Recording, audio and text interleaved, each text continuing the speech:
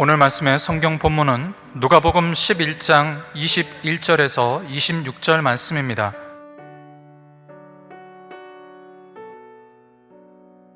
강한 자가 무장을 하고 자기 집을 지킬 때에는 그 소유가 안전하되 더 강한 자가 와서 저를 이길 때에는 저의 믿던 무장을 빼앗고 저의 재물을 나누느니라.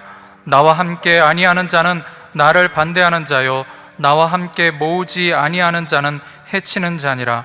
더러운 귀신이 사람에게서 나갔을 때에 물 없는 곳으로 다니며 쉬기를 구하되 얻지 못하고 이에 가로되 내가 나온 내 집으로 돌아가리라 하고 와보니 그 집이 소재되고 수리되었거늘 이에 가서 저보다 더 악한 귀신 7을 데리고 들어가서 거하니 그 사람의 나중 형편이 전보다 더 심하게 되느니라.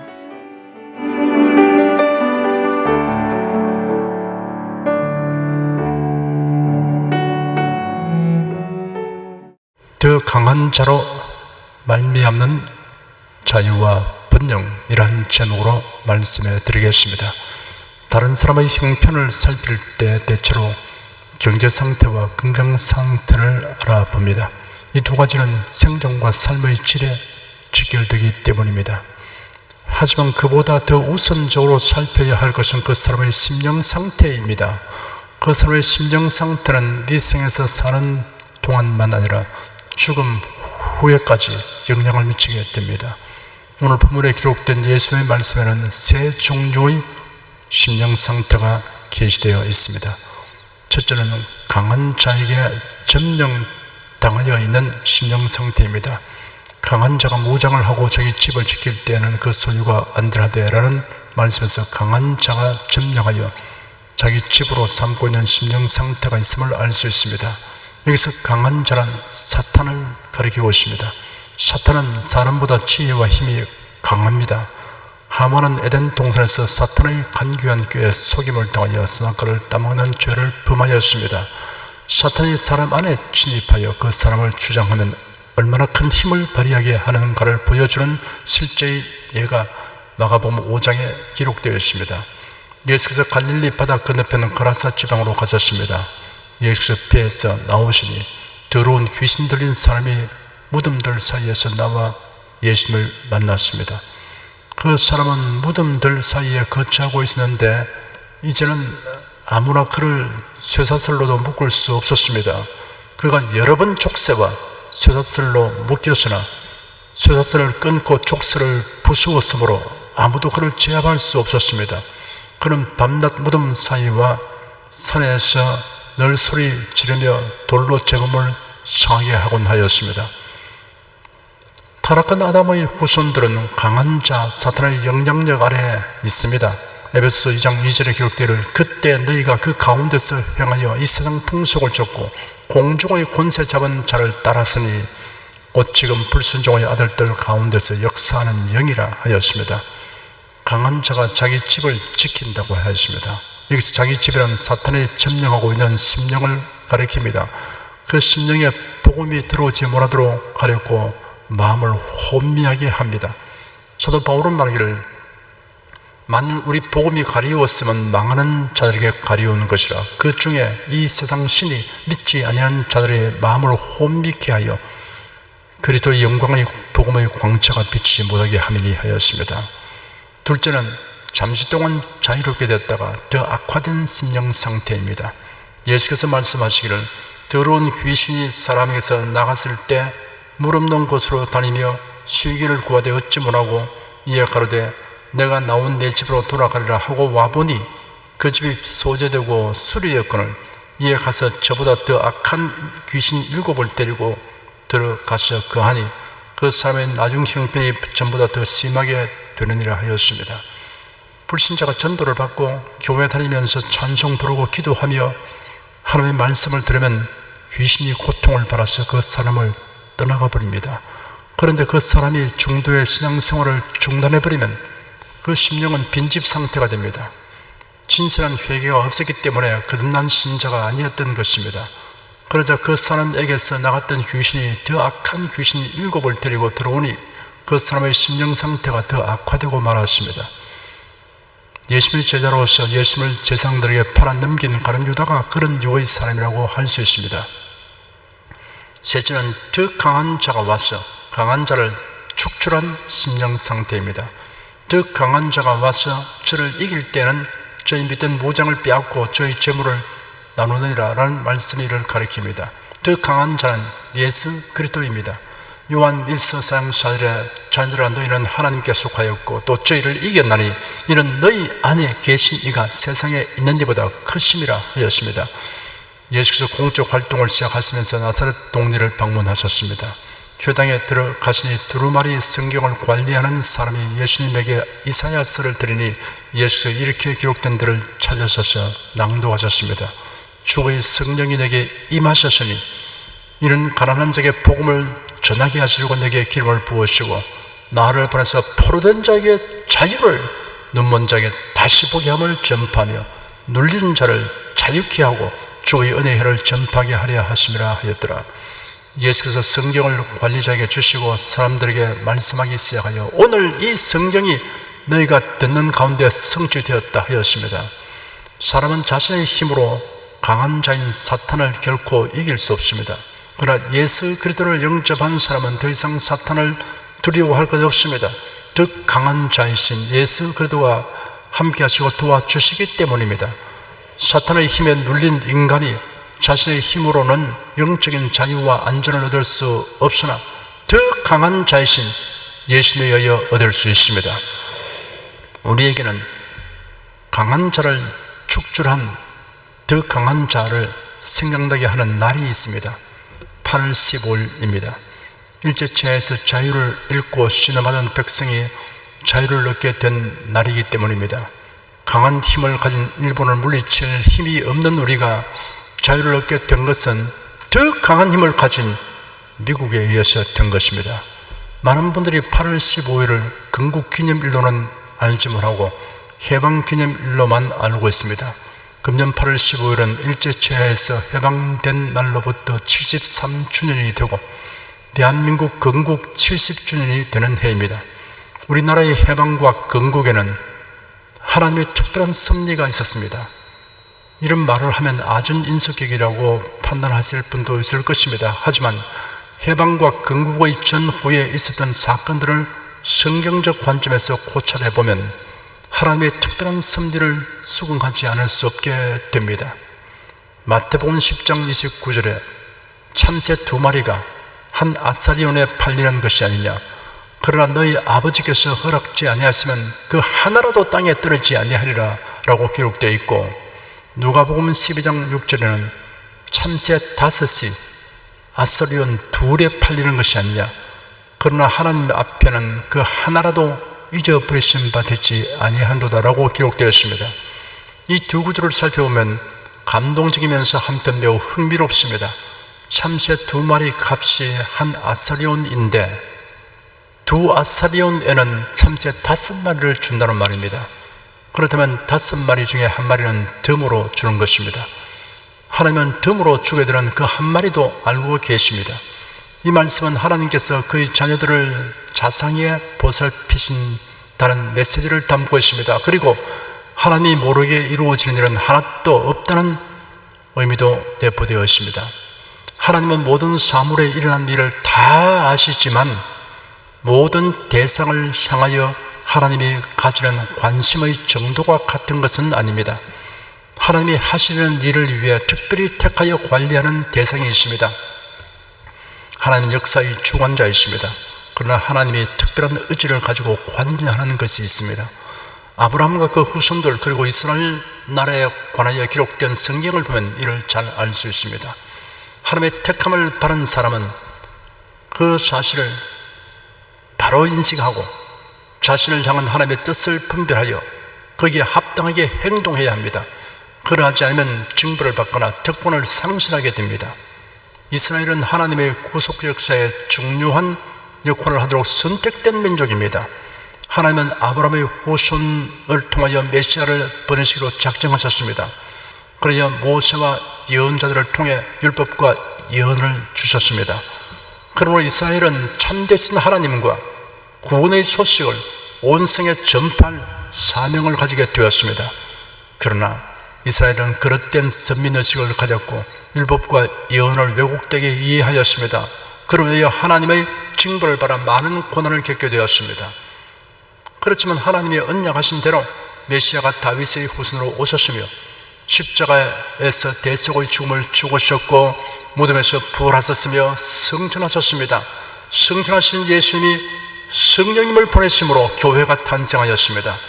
예수님의 제자들이 열렬하게 복음을 전하기 시작하였고 오늘에 이르러 온 세상 도처에 교회가 설립되었습니다. 교회를 잔해하던 로마가 복음화됨으로써 유럽의 복음의 물길이 뒤덮게 되었으며 그리스도인들이 신대륙 아메리카로 이주하면서 미국이라는 거대한 나라가 생기게 되었습니다. 영국과 미국은 선교의 중심국가로서의 사명을 담당하게 되었습니다. 그런데 1922년에 소련이, 1949년에는 중국이 공산화되면서 그 영향력이 광대한 지역과 나라들을 붉게 물들였습니다. 공산국가는 신앙의 자유를 박탈하고 교회당을 파괴하며 그리스도인들에게 무자비한 박해를 하였습니다. 하나님은 마지막 때 복음을 널리 전파할 역할을 맡을 나라로서 한 나라를 이렇게 세우셨습니다. 그 나라가 대한민국입니다. 한국교회의 급속한 부흥이 이런 주장을 증명하고 있습니다. 전국 방방곡곡에 교회당이 없는 마을이 없을 정도가 되었습니다. 1천만 명이 넘는 국민이 그리스도인이 되었습니다. 미국 다음으로 많은 선교사를 파송하고 있습니다. 세계 어느 곳이든 유대인들이 있는 곳에는 유대교 회당이 있듯이 한국 사람이 있는 곳에는 교회가 있습니다. 하나님은 한국 교회가 선교 사명을 수행하도록 하기 위해 이승만 대통령을 통하여 자유민주주의 국가를 세우게 하셨고 한미동맹을 통해 안보와 경제 성장에 엄청난 혜택을 베푸셨습니다. 사탄은 이런 하나님의 계획이 이루어지지 못하도록 하려고 소련과 중공의 지원 아래 북한이 6.25 남침을 감행하도록 충동하였습니다. 이러한 사탄의 계획에는 성공하지 못하였습니다. 반면에 6.25 전쟁은 한국 교회의 사회적 역할을 증대시켰고 교회의 확장과 부흥을 초래하였습니다. 그리스도인들은 해방과 대한민국 건국과 6.25 전쟁에 관련하여 하나님께서 어떻게 도우시고 섭리하시는가를 잘 알아야 합니다. 그리하여 하나님의 뜻에 부합되는 사명감과 비전을 가지고 교회와 나라를 위해 헌신하게 될 것입니다. 그리스도인은 하나님 편에 서서 바라보는 역사관, 국가관을 가져야 합니다. 평신도 성경학교의 교과 과정에서 심도 있게 다루도록 할 것입니다. 우선 교회학교 교사들을 위하여 북한 선교회에서 교재를 집필하였습니다. 9월부터 특별 교육이 실시될 예정입니다. 교사들은 의무적으로 교육을 받아야 합니다. 다시 강조하지만 우리나라의 해방과 건국은 사람의 뜻과 힘으로 된 것이 아닙니다. 하나님의 뜻과 섭리로 된 것입니다. 그 과정을 자세히 살펴보면 흥분과 감동을 억제할 수 없게 됩니다. 엄청난 스릴을 경험하게 됩니다. 하나님이 일하시는 손길을 보면서 감사와 찬양을 드리게 됩니다. 우리나라는 일제치하에서 35년이라는 긴 세월 동안 국권과 국토가 유린되고 착취당하였습니다. 사람들은 자유를 박탈당하고 온갖 압박과 수모를 견뎌야 했습니다. 독립투사 선열들이 생명을 바쳐가며 애썼지만 국권을 회복할 가망이 없었습니다. 자유와 해방을 쟁취하려면 일본 제국을 대항하여 물리칠 힘이 있어야 하기 때문입니다. 그런데 놀랍게도 예기치 못한 해방이 갑자기 성큼 다가왔습니다. 1945년 8월 15일 일본이 미국에 항복하였습니다. 참으로 기적 같은 일입니다. 미국에 의하여 얻게 된 해방이며 자유입니다. 미국이 일본보다 힘이 강했기 때문입니다. 그 결정적인 힘은 원자폭탄이었습니다. 1933년 9월 12일 유대계 헝가리인 망명자이며 뛰어난 물리학자인 신라드는 비가 오락가락하는 런던 거리에서 신호등이 바뀌는 동안 원자폭탄이라는 개념을 생각해내었습니다. 그 발상은 신라드를 끔찍한 공포로 몰아넣었습니다. 그런 독일이 원자폭탄을 만들지도 모른다는 생각을 했습니다. 그렇게 되면 전 세계는 포악하고 잔인한 히틀러의 손아귀에 들어갈 것이며 나치 독일의 지배하에 있게 될 것이기 때문입니다. 그런 세계적인 명성을 가진 물리학자 알버트 아인슈타인을 설득하여 미국이 독일보다 앞서 원자폭탄을 개발하도록 미국 대통령 루즈벨트에게 편지를 썼습니다. 그리고 비밀리에 맨해튼 계획이 수립되었습니다. 그런데 1945년 봄 독일이 패전했습니다. 그러자 신라들은 미국이 원자폭탄을 만들지 않도록 호소하게 되었습니다. 사방을 뛰며 도움이 될 사람들을 만나서 원자폭탄 제조를 막으려고 했지만 효과가 없었습니다. 당시 원자폭탄 연구소의 우두머리는 40세의 핵과학자 로버트 오펜하이머였습니다. 그런 오펜하이머를 설득하려 했으나 역시 허사였습니다. 오펜하이머는 원자폭탄의 위력이 보통 폭탄보다는 훨씬 강력할 것이라는 정도로 생각하였습니다. 오펜하이머의 지휘 아래 제조된 최초의 원자폭탄 실험이 1945년 7월 16일 오전 9시 29분 미국 뉴멕시코 주의 호르나다 사막 로스 엘레모스에서 있었습니다. 실험에 참가한 사람들은 원자폭탄의 가공할 위력에 놀랐습니다. 그로부터 3주 후인 1945년 8월 6일 오전 8시 5분 B-29 폭격기에서 히로시마에 원자폭탄이 투하되었습니다. 사흘 뒤인 8월 9일 나가사키에도 원자폭탄이 투하되었습니다. 핵폭탄의 폭발은 100만 분의 1초 내에 일어나고 그 지속 시간은 200만 분의 1초에 불과합니다. 섭씨 6천만 도의 태양 표면 온도보다 더 뜨거운 열이 눈을 멀게 하는 섬광과 함께 도시를 삼켰습니다. 그렇게 짧은 순간에 막대한 에너지가 방출되므로 엄청난 고온이 발생하여 주위의 공기를 가열시키고 간열된 공기는 급격히 팽창해서 폭풍이 되어 무슨 파괴 효과를 냅니다.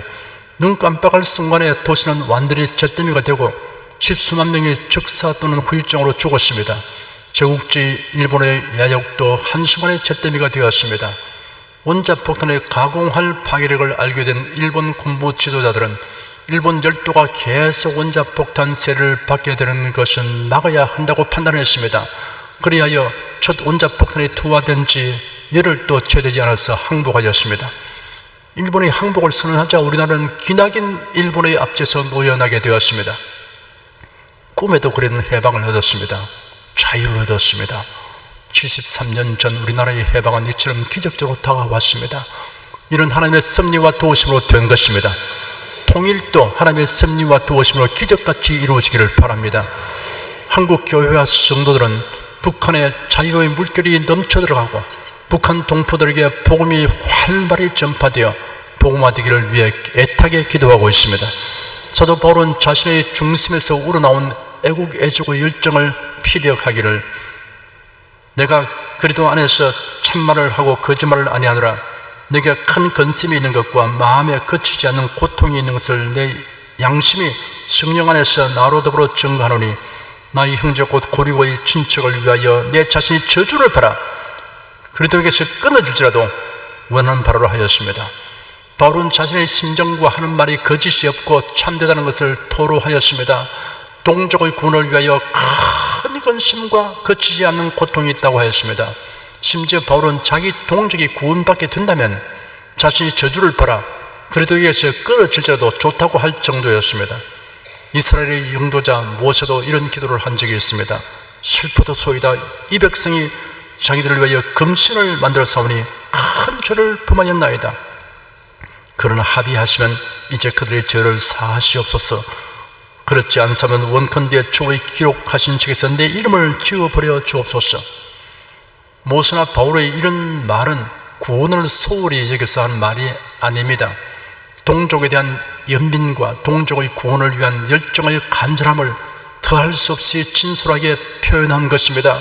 마치 자식이 사회에서 잘못을 범하여 벌을 받게 될 형편에 처하면 부모는 자기가 대신 벌을 받을 수 있으면 받으려고 하는 것이나 다름없습니다. 신앙에는 국경이나 민족의 구별이 없어도 신앙인에게는 조국이 있고 동포가 있습니다. 기독교는 애국자가 될 수밖에 없습니다. 하나님의 사랑을 체험하면 그 사랑에 자극받고 격려되어 동포를 사랑하게 됩니다. 이러한 애국 애족은 인류에 대한 사랑과 함께합니다. 인류애가 배제된 애국은 추악한 애국입니다. 히틀러의 나치즘이 그러합니다. 자기 민족의 우수성을 내세워 타민족을 멸시하고 멸절시키려 하는 것은 사악한 범죄 행위입니다. 일본의 제국주의도 마찬가지입니다. 군사적 경제적으로 남의 나라나 후진 민족을 정복하여 자기 나라의 영토와 세력을 확장하는 것은 추악한 범죄 행위입니다. 누구나 자유와 평화와 번영을 원하지만 인간의 역사는 억압과 싸움과 파괴로 점철되고 있습니다. 그 근본 이유는 아담의 범죄로 인한 것입니다. 아담의 범죄는 자연계까지 나쁜 영향을 미치게 하였습니다. 땅은 저주를 받게 되었으며 동식물은 약육강수하게 되었습니다. 아프리카 탄자니아의 국립공원 세렝게티 평원에서 누와 가젤 등이 사자, 표범, 하이에나, 악어라는 강자에게 공격받아 먹히는 장면을 촬영한 영상을 보면 이를 절감하게 됩니다. 약육강식은 동물의 세계에만 있는 현상이 아닙니다. 인간 세상도 다를 바 없습니다. 힘이 없으면 침략당하고 지배당합니다. 혹은 멸절되기도 합니다. 그러나 인간은 이성과 양심을 가진 존재이므로 후회와 반성을 합니다. 선한 의지와 희생정신으로 약한 자를 보호하고 돕습니다. 법과 제도를 만들어 공존을 도모합니다. 하지만 악의와 탐욕이 가득한 지도자들로 인해 법과 제도가 악용되고 무용지물이 되는 경우가 허다합니다. 세계는 제1차 세계대전을 통해 전체주의 독재자들의 야욕이 초래한 전쟁의 참상을 경험하였습니다. 그런데도 불구하고 사람들은 역사의 교훈을 배우지 않습니다. 불과 한 세대도 지나지 아니하여 제2차 세계대전이 발발하였습니다.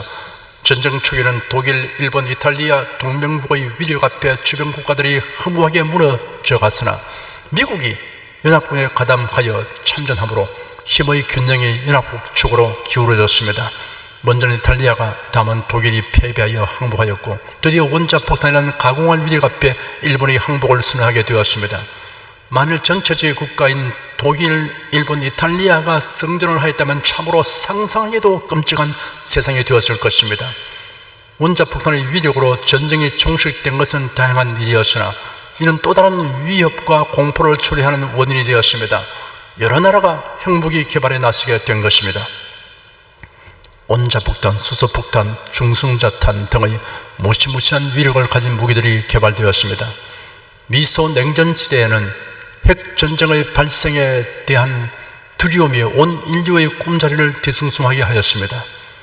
소련과 중공을 공산주의 악마의 환상에서 깨어나도록 만든 경제 파탄은 냉전시대를 종식했지만 자유경제체제를 도입한 중국이 경제적인 위기를 극복하고 경이적인 경제 발전을 하게 됨으로써 새로운 군비 경쟁이 일어나고 있습니다. 이웃나라를 위협하고 침략하는 목적이든 아니면 그런 국가의 침략을 대비하기 위한 목적이든 각 나라는 강한 군대를 가지기 위해 끊임없이 노력하고 있습니다. 군사력과 경제력이 약하면 자유와 안전을 누릴 수 없게 된다는 것이 냉혹한 현실입니다. 자국의 힘만으로는 안보가 위태로우면 우방국과 동맹하는 방비책을 세워야 합니다. 우리나라가 해방 후 70여 년 동안 자유와 안전과 번영을 누리게 된 것은 한미동맹에 의한 것입니다. 세계에서 가장 강력한 군사력과 경제력을 가진 미국의 보호와 도움에 의한 것입니다. 놀랍게도 미국은 모든 나라들이 자유민주주의와 자유시장 경제체제화를 이룩하도록 진력하고 있습니다. 그리고 미국 교회는 세계 각지의 선교사를 파송하여 복음화하는 일에 헌신하고 있습니다. 우리나라의 복음이 뿌리박고 교회가 왕성하게 되어 세계 각지로 선교사를 보내는 오늘이 있게 된 것은 미국, 영국, 캐나다, 호주 등 여러 나라에서 온 선교사들의 덕택입니다. 그러나 가장 큰 도움과 영향을 미친 나라는 미국입니다. 미국은 우리나라 교회가 역사적인 선교를 수행하도록 하기 위하여 하나님이 주신 은총입니다. 그러면 미국의 고마움을 알고 동맹을 공고히 하는 일은 한국 교회의 책임과 의무입니다. 그렇지 않으면 하나님의 은총에서 단절되는 불행에 직면하게 될 것입니다. 현재 우리나라는 엄청난 위기에 처했습니다. 다량의 핵무기와 생물 화학 무기를 보유한 북한 당국이 우리나라와 미국뿐 아니라 세계의 평화를 위협하고 있습니다. 북한은 핵무기를 가졌기 때문에 군사력에 있어 우리나라보다 강합니다. 핵무기 앞에서는 제리식 무기는 무용지물입니다. 북한이 핵무기를 폐기하지 않는 한 북한과의 평화 논의란 아무런 의미가 없습니다. 우리는 핵무기가 없는 상황에서 평화 협상이란 북한의 굴종하고 지배받는 길을 택하는 방편일 뿐입니다. 핵무기는 핵무기로만 대응책이 됩니다. 우리나라가 핵무기를 보유할 수 없으면 동맹국의 핵무력에 의존하는 길밖에 없습니다. 핵공격 능력에 있어서는 북한은 미국에 비교할 처지가 못 됩니다. 강한 자를 대응하려면 그보다 더 강한 자가 되어야 합니다. 우리나라로서는 세계 최강의 무력을 가진 미국에 의존하고 도움을 받아야만 북한보다 더 강한 자가 될 수 있습니다. 이런 삼척통자로도 아는 일입니다. 주 하나님, 악함과 불의와 기만으로 무고한 자들을 해치고 삼키려 하는 자들의 도모와 계획에는 헛사가 되고 그들이 판 함정과 덫에 자신들이 빠지며 걸리게 하여 주시옵소서. 이를 향하는 여호와, 그 설지어 성천한 여호와, 그 이름을 여호와라 하는 자가 이같이 일어나라. 너는 내게 부르지라. 내가 네게 응답하였고 네가 알지만은 크고 비밀한 일을 내게 보이리라. 이 말씀이 북한의 자유화와 복음화를 간구하는 우리에게 현실이 될 것을 믿습니다. 우리에게 해방과 건국 그리고 6.25 전쟁에서의 승리를 주신 하나님은 어떤 강한 자보다 더 강하십니다. 그리고 우리를 죄악에서 구원하신 하나님은 사탄보다 더 강하십니다. 우리나라의 모든 교회와 성도들 그리고 국민들이 어떤 존재보다 더 강하신 하나님을 굳게 의지함으로 영주간의 자유와 번영을 누리기를 축원합니다. 기도하겠습니다. 아담의 범죄로 인해서 죄성을 가진 인생들이 이 땅에 살면서 탐심이 가득하여 남의 것을 빼앗지 않고는 멈추지 않는 이런 일들이 비일비재하게 일어나서 인류 역사의 모든 역사의 페이지마다 유일히 낭자하고 신음소리밖에 들리는 것이 없습니다. 사람은 역사의 교훈을 배우지 않습니다. 본성이 악하기 때문에 그런 것입니다. 하나님이 이런 인생들을 구원하려고 예수를 보내주셔서 예수를 믿는 사람을 본질상으로 변화를 주시니 감사합니다. 이제는 하나님의 영광을 생하며 주를 기쁘시게 하기를 원하며 성경대로 살려고 애쓰는 사람들이 된 것을 감사합니다. 주 하나님, 그러나 이 땅에는 끊임없이 약한 자를 약탈하고 짓밟고 유린하고 하는 이런 세력들을 대항하기 위해서는 강한 힘을 갖지 않고는 감당할 수가 없습니다. 하나님, 이 강한 힘을 가진 자를 하나님께서 우리나라에 동맹국으로 주신 것을 감사합니다. 그래서 이 땅이 이렇게 안정과 번영을 긴 70년간 유지해 온 것은 하나님이 우리나라를 통해서 세계 선교의 그 일익을 감당하려고 한 목적을 두시기 때문에 그것을 믿습니다. 대한민국 건국에서부터 시작해서 6.25 전쟁까지 모든 과정을 살펴보면 하나님이 특별한 목적을 가지고 우리나라를 붙드시고 계시고 세우시고 발전시키고 있다는 것을 분명히 알고 있습니다. 교회가 이렇게 왕성하게 된 것도 하나님이 그런 목적으로 이 교회를 복주고 계신 것을 믿습니다. 그러나 원수마귀는 그냥 두지 않고 호시탐탐 노리며 어찌한지 이런 하나님의 계획을 무산시키기 위해서 전력을 경주해서 이 나라를 없애버리고 교회를 잔멸해버리려고 온갖 회기죄를 하고 있습니다.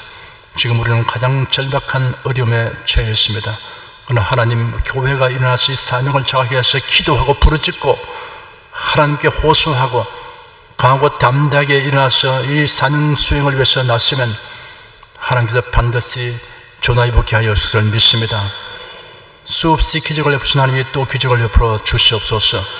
사랑의 주 하나님, 그래서 북한의 자유의 물결이 선언이가 되게 하여 주시옵시고 복음의 능력이 북한 전체를 주렵게 하여 주셔서 기독교 역사에 전례가 없는 기적적인 선교가 이루어지게 도와주시고 우리 나라와 동포들이 다 손잡고 일어나셔서 하나님 저 광활한 대륙으로 진출하게 도와주셔서 중국의 13억 7천, 저 인도의 13억, 그 외에도 중앙아시아 광대한 지역으로 복음을 전파하게 하여 주셔서 이 복음이 모든 나라 모든 민족에 전파되니 그제야 끝이 오려고 했는데 바로 이 일을 위해서 저희들이 사용받게 도와주시옵소서.